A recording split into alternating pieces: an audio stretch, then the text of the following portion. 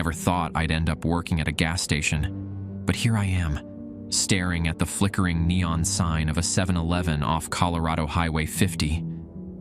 The harsh buzzing of the lights feels like it's drilling into my skull, reminding me of the constant headache I've had since I quit using. My name's Dave. I'm 23, and I'm a recovering addict with nothing to show for my life except a useless degree and a mountain of debt. It's 10:45 p.m., and I'm early for my first shift. The job ad had seemed too good to be true. $63 an hour for a night shift gas station attendant? But beggars can't be choosers, and I'm definitely begging at this point. My family's disappointed looks are burned into my memory. I need this. I need to prove I can do something right. The gas station sits alone on a stretch of highway, surrounded by nothing but darkness and the looming silhouettes of the Rocky Mountains. As I walk towards the entrance, gravel crunching under my feet, I can't shake the feeling that something's off. The place looks deserted, even for this time of night. I push open the door, and a little bell chimes. The fluorescent lights inside flicker, casting strange shadows across the aisles of snacks and drinks. Behind the counter, an old man with white hair and a permanent scowl looks up from a newspaper. "You must be Dave," he grunts, not bothering to introduce himself. "You're early." I nod, trying to look eager and responsible. "Yes, sir. I wanted to make sure I had time to learn everything before my shift starts." He snorts, like I've said something funny. "Oh, you'll learn all right." He reaches under the counter and pulls out a folded piece of paper. "These are the rules. Follow them, and you might make it to morning." I laugh nervously, sure he's joking, but his face remains deadly serious as he hands me the paper. I unfold it, my eyes widening as I read. Rule 1. Do not leave the store between 11 p.m. and 4:13 a.m. for any reason. Rule 2. If you see headlights approaching from the east at exactly 2:17 a.m., turn off all the lights in the store immediately. Turn them back on at 2:22 a.m., no earlier and no later. Rule 3. The coffee machine will start dripping a red liquid at 3:03 a.m. Clean it immediately and do not stop until 3:07 a.m. Do not taste or smell the liquid. Rule 4. If you hear a child crying outside, do not look out the windows or open the door. Ignore it until it stops. Rule 5. At 1:11 a.m., a man in a black suit will enter the store. Do not look directly at him. Ring up his purchases as normal, but do not speak to him or accept any form of payment. He will leave at 1:17 a.m. Rule 6. If the phone rings between 3:30 a.m. and 4 a.m., do not answer it. If it rings more than 7 times, unplug it from the wall. Rule 7. At exactly 12 a.m., lock the front door. Do not unlock it for anyone or anything until your shift ends. Rule 8. If you see a stray dog enter the store before midnight, let it wander. Do not try to pet it or shoo it away. It will leave on its own. Rule 9. The bathroom door must remain closed at all times. If you hear noises coming from inside, ignore them. Do not open the door under any circumstances. Rule 10. At 3:33 a.m., you will see a figure standing at the far end of the parking lot. Do not acknowledge it. Turn your back and focus on restocking the shelves until 3:39 a.m. Rule 11. When your shift ends at 4:13 a.m., exit the store immediately. Do not look back as you leave. I look up from the paper, my mouth dry. This is a joke, right? I ask, forcing a laugh that sounds hollow even to my own ears. The old man's face remains impassive. Son, does this look like the face of someone who jokes? He glances at his watch. It's almost 11. I'm leaving. Remember the rules, and you might see morning." With that, he grabs his coat and pushes past me, the bell chiming as he exits into the night. I stand there, clutching the paper, my mind racing. This has to be some kind of hazing ritual, right? A way to freak out the new guy? But as I watch the old man's taillights disappear down the highway, a chill runs down my spine. What if it's not? The clock on the wall ticks over to 11 p.m. My shift has officially started. I take a deep breath, trying to calm my nerves. It's just a gas station, I tell myself. Nothing weird is going to happen. I'll just stock shelves, maybe ring up a few late-night customers, and be done by morning. Easy money. For the first hour, everything is normal. I familiarize myself with the register, straighten up the snack aisles, and even serve a couple of truckers who stop for coffee and cigarettes. But as the night wears on, the silence becomes oppressive. The hum of the refrigerators and the occasional creak of the building settling are the only sounds. At 12 a.m. sharp, I remember rule number 7 and move to lock the front door. As I turn the deadbolt, I catch a glimpse of movement in the parking lot. My heart races, but when I look again, there's nothing there. Just shadows and moonlight playing tricks on my tired eyes. I try to keep myself busy, checking and double-checking inventory, anything to keep my mind off the list of rules burning a hole in my pocket. But as the night drags on, I find myself constantly glancing at the clock, dreading each approaching time mentioned in the rules.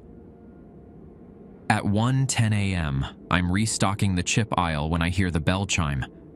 My blood runs cold as I remember rule number 5. Slowly, I turn to see a tall man in a perfectly pressed black suit standing at the counter. His face is wrong somehow, like it's slightly out of focus. Swallowing hard, I make my way to the register, careful not to look directly at him.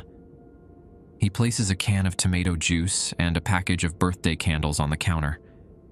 With shaking hands, I scan the items, keeping my eyes fixed on the register screen.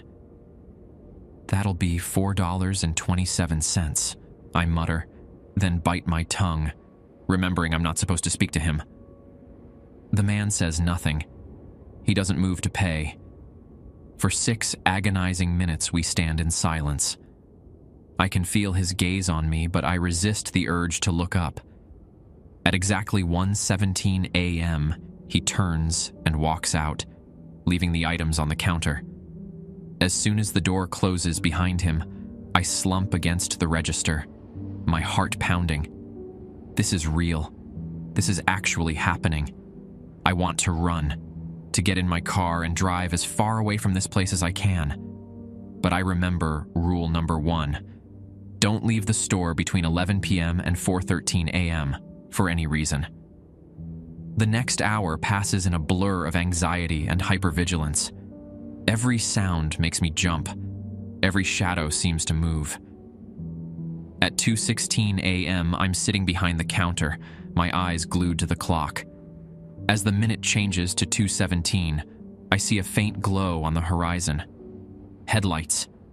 I lunge for the light switches, plunging the store into darkness just as the headlights crest the hill. Through the windows, I see a vehicle approaching.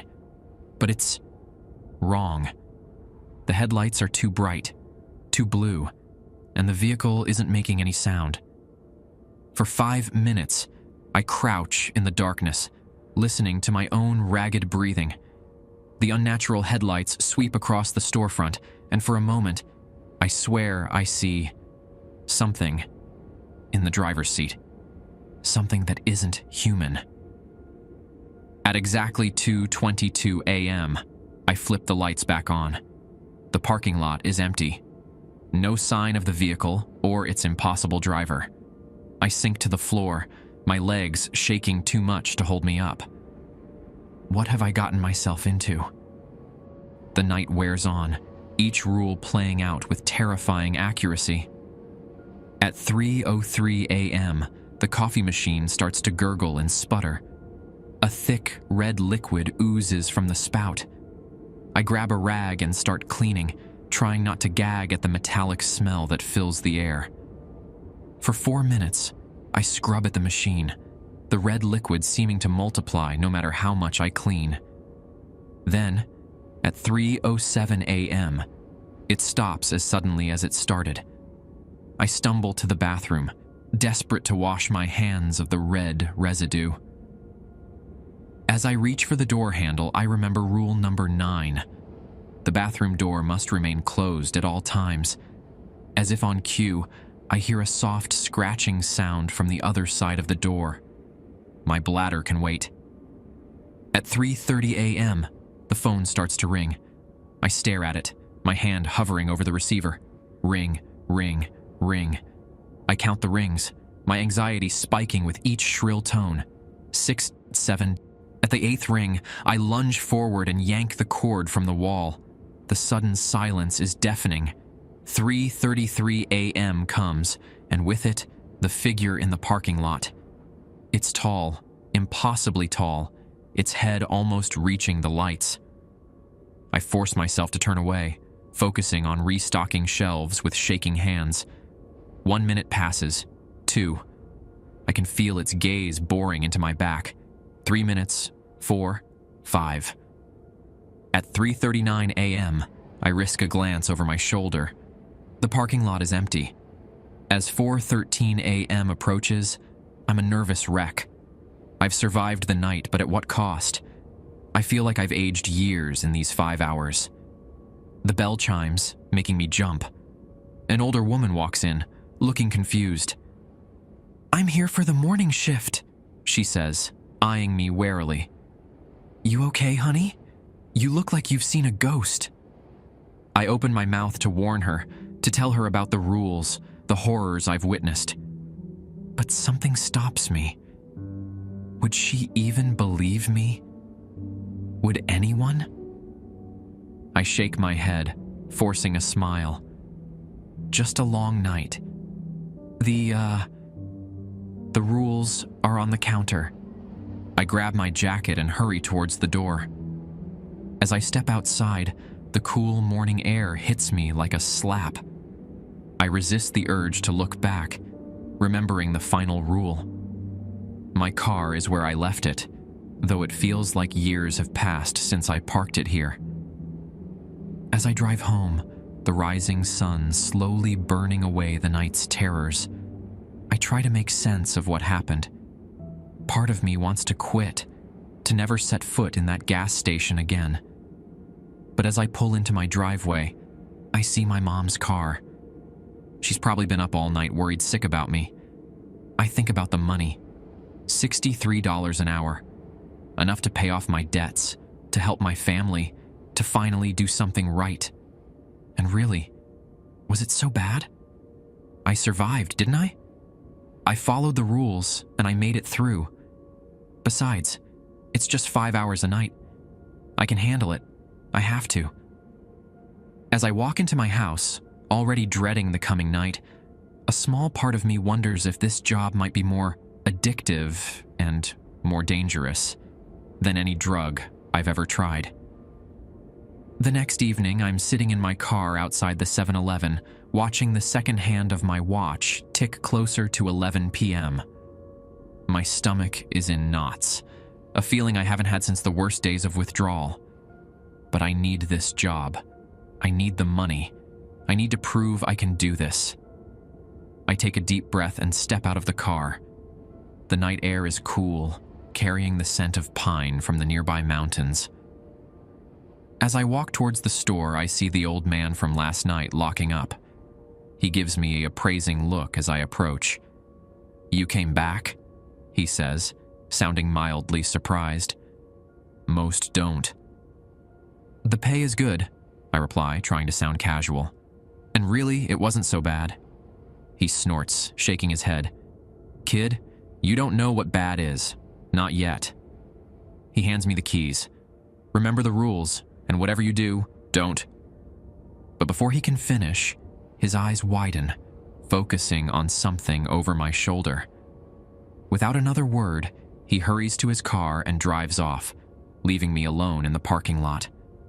I spin around, half expecting to see some eldritch horror looming behind me. But there's nothing there. Just the empty highway and the darkening sky. Swallowing hard, I unlock the store and step inside. The fluorescent lights flicker to life, harsh and unforgiving. I make my way behind the counter, my eyes darting to every corner, every shadow. The rules are still there, innocuous on a sheet of printer paper. I don't need to read them. They're burned into my memory. As the clock ticks over to 11 p.m., I brace myself for another night of terror. But the first hour passes uneventfully. I serve a few customers, mostly truckers grabbing coffee for the long haul. By midnight, I'm almost relaxed. Maybe last night was just a fluke. Maybe my mind played tricks on me, amplifying ordinary events into something supernatural. At 12 a.m., I lock the front door as per rule number 7. As I'm turning away, I hear a scratch at the glass. I freeze, my heart pounding. Slowly, I turn back to the door. A dog is sitting there, its tail wagging hopefully. It's a scruffy thing, some kind of terrier mix, with intelligent eyes that seem to plead with me. For a moment, I forget about the rules. I'm reaching for the lock when I remember rule number 8. If you see a stray dog enter the store before midnight, let it wander. Do not try to pet it or shoo it away. It will leave on its own. But the door is already locked. The dog isn't inside. Does the rule still apply? As I stand there, frozen in indecision, the dog's form begins to shift. Its snout elongates, its eyes grow larger, glowing an unnatural green. Its mouth opens, revealing row upon row of razor-sharp teeth. I stumble back, my heart racing. The thing that isn't a dog scratches at the door once more, its claws leaving deep gouges in the glass. Then, as suddenly as it appeared, it's gone. My hands are shaking so badly I can barely text my mom to let her know I'm okay. I'd promised to check in every night, to ease her worries. If only she knew what I was really facing. The night wears on, each hour bringing a new terror. The man in the black suit returns at 1:11 a.m., his out-of-focus face somehow more disturbing than any monster. I ring up his purchases in silence, a box of thumbtacks and a gallon of milk this time, fighting the urge to scream as we stand in that unnatural silence for 6 long minutes. At 2:17 a.m., I'm ready for the headlights. I kill the lights the moment I see the glow on the horizon. But this time, the vehicle doesn't pass by. It stops in the parking lot, its impossible blue headlights flooding the store. In the harsh glare, I see shapes moving in the aisles, things that shouldn't be there, that can't be there. I squeeze my eyes shut, counting the seconds until 2:22 a.m. When I finally turn the lights back on, the parking lot is empty. But a new product has appeared on the shelves, cans with no labels, filled with a liquid that seems to move on its own.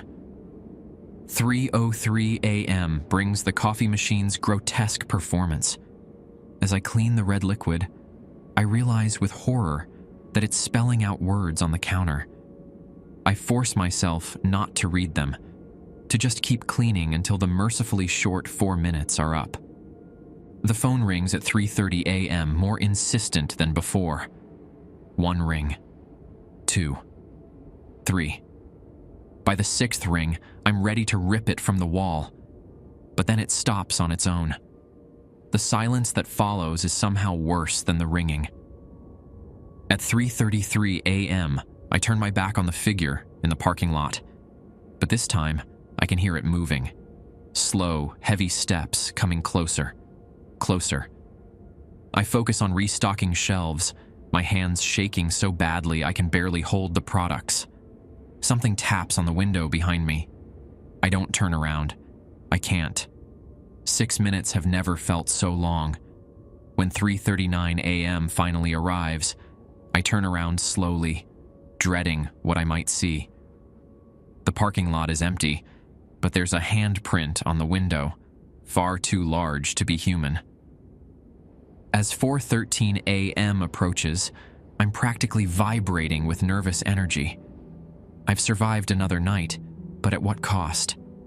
I feel stretched thin, like I'm losing pieces of myself with each passing hour.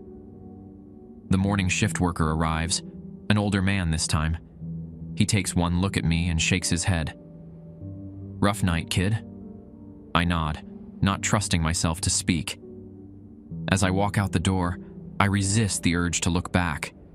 Rule number 11 is clear on that. But as I'm unlocking my car, I catch a glimpse of movement in the store's reflection on my window.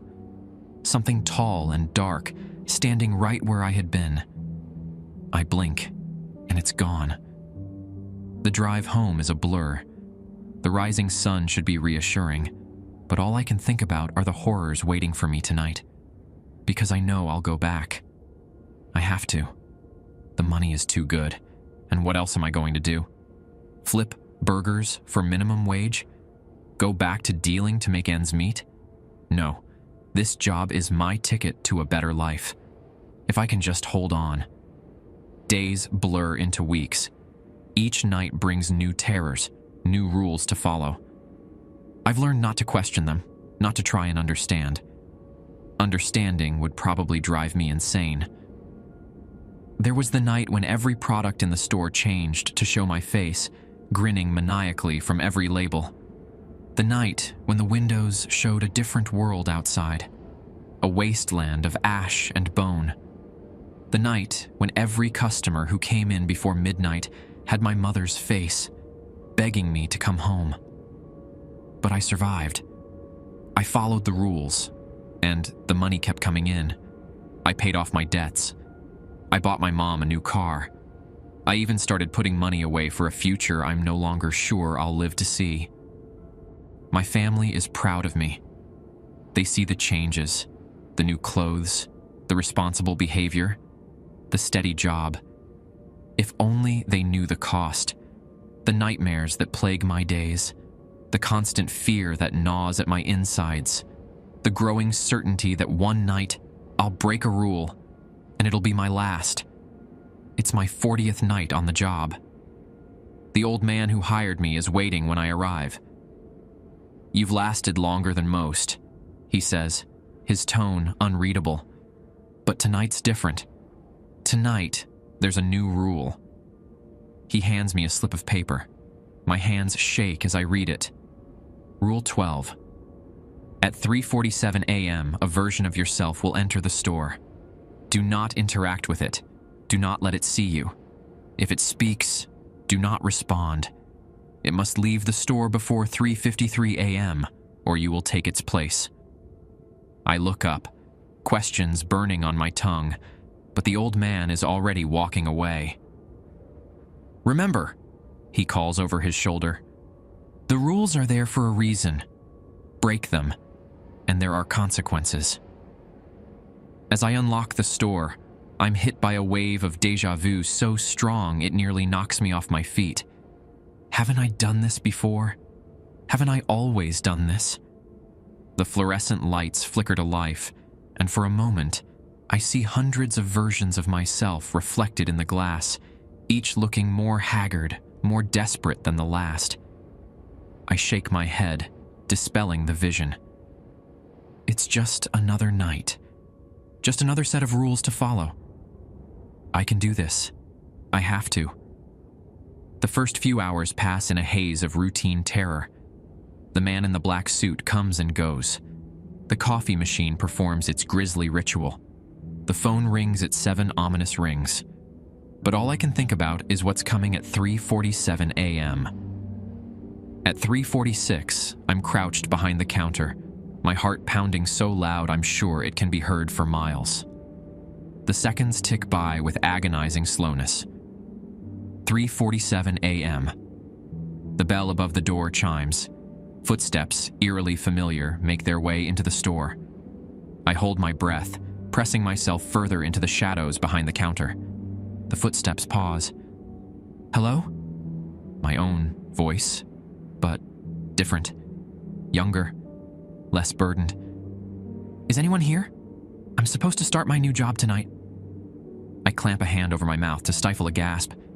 It's me, from 6 weeks ago, before all this started, before the rules, before the horrors, before I lost myself to this nightmarish job. It's not funny. I really need this job. I squeeze my eyes shut, tears leaking out despite my best efforts. I want to scream, to tell him he doesn't need it, that no amount of money is worth this. But I stay silent. All right, I'm leaving, the other me says finally. Thanks for wasting my time. Footsteps move towards the door. The bell chimes. Silence. I wait until 3:53 a.m. before I dare to move. When I finally stand, my legs are shaking so badly I have to grip the counter for support. The store is empty. No sign of my other self. No sign that anything unusual happened at all. But as I turn to face the register, I catch a glimpse of my reflection in the security mirror. For a moment, just a moment, I don't recognize myself. My hair is grayer, my face more lined. I look like I've aged years in just a few minutes. With a growing sense of horror, I realize the truth. I didn't save myself from this fate. I ensured it would happen. It's a loop, an endless cycle. How many times have I crouched behind that counter, listening to myself walk into damnation? How many more times will I do it? As 4:13 a.m. approaches, I find myself hoping that I'll break a rule, that something will go wrong. Anything to break this cycle. But of course, it doesn't. I walk out at 4:13 a.m., not looking back, just as I have every night for the past 6 weeks, just as I will tomorrow night, and every night after. The sun rises as I drive home, but it brings no warmth.